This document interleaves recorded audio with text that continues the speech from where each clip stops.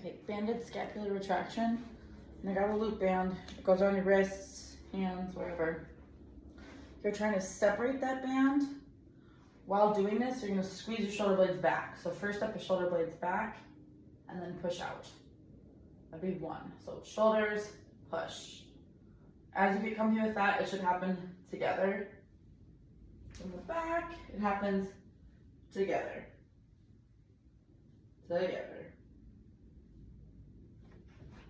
Here we've got banded crossbodies. So band's gonna go on your arms or wrists, hands or wrists. You're gently trying to separate that band, nothing crazy, just some tension. And you start in one corner, come up to the other, keeping tension on that band the whole time. So we'll hit the one direction and then the other. None of the rest of my body is moving, just my shoulders. From side, nothing else is moving. Just the shoulders. Okay, we've got I's, T's, and Y's. Ideally, we have weight. I don't have any on me being I'm at home. So I'm going to set up by hinging forward.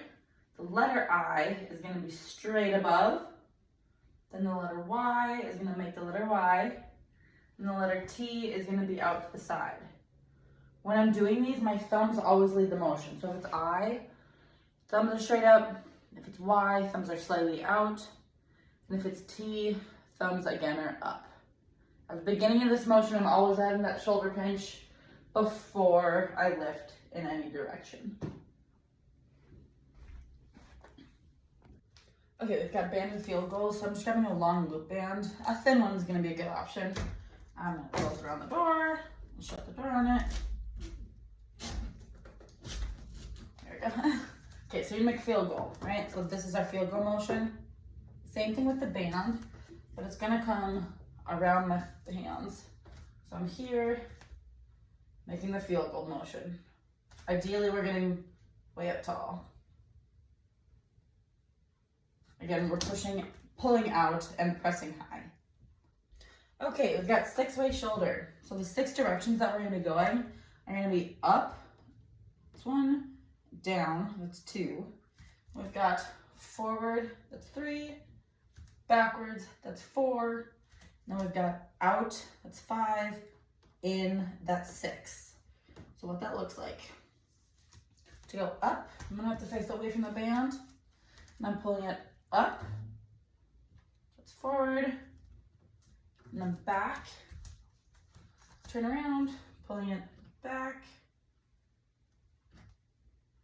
I've got outs, so I'm gonna hold on to the band, pulling it up, out, out. And then for ins, again, I'm gonna have to turn around. I'll just hold close. I'm gonna pull in, all the way to my body. Now we've got turning out. I'm just gonna grab closer so I fit. I'm turning the crank out and in. So my elbow stays tucked that whole time. So I'm gonna turn the crank, ooh, this is tight. Turn the crank out. And then to turn it in, I'm gonna turn around. I'm pulling it in towards my stomach. 6-way shoulder. Okay, I've got banded perturbations. Perturbations, just, we'll call it wiggles. So I've got them in 3 positions. We're gonna do them straight ahead, overhead, and then at 45 degrees, or 135 degrees, whatever we wanna call it. 45 or 135. So forward, I'm gonna hold straight ahead, and I'm going to wiggle back and forth as fast as I can while staying controlled. So I'm not going crazy, but I'm keeping it still while moving quick.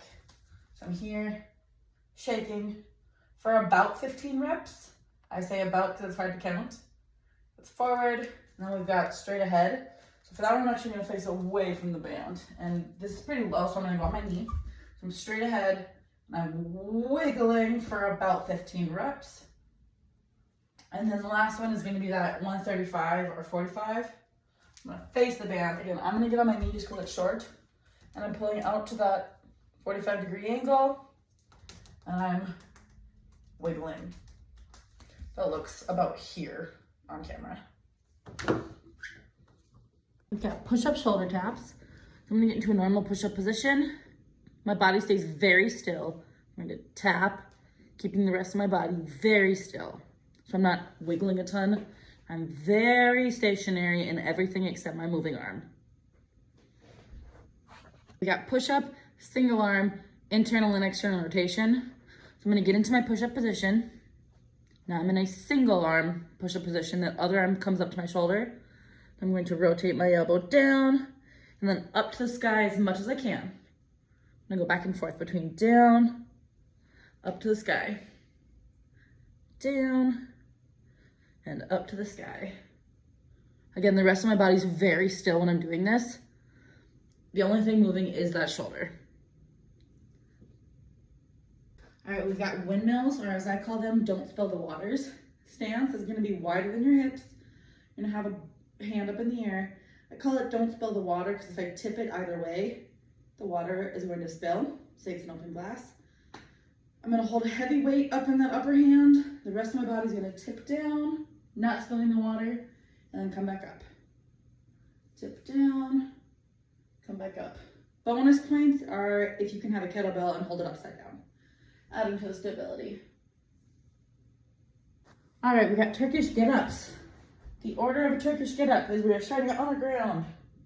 We're gonna hold our weight upside down, so kettlebell upside down, or dumbbell if you need to. We're gonna come up to the sky and onto that elbow. The leg is gonna tuck under you. Other foot's gonna bend to pop those hips up. You're gonna shift onto that hand, shift onto that knee, and stand up into the air. And we're gonna put it in reverse. Come down into that lunge, find your hand. Hips come down, elbow comes down, feet come out, and we lay down. In full speed, elbow,